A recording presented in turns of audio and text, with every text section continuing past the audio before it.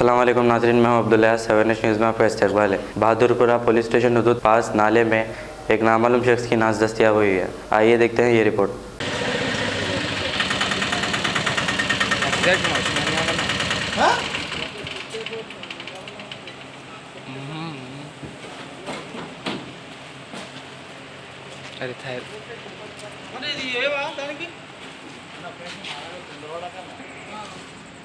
Left side में बस से राइट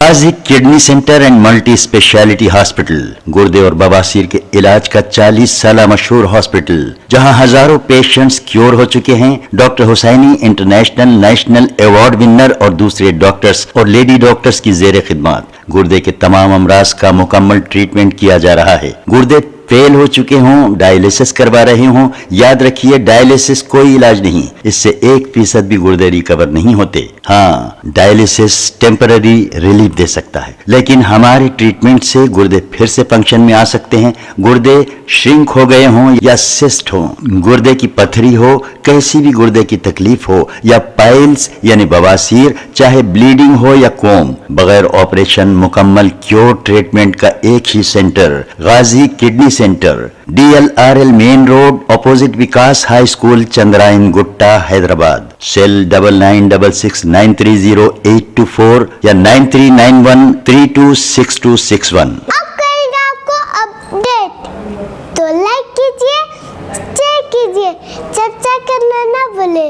चैनल न्यूज़ आपकी आवाज़।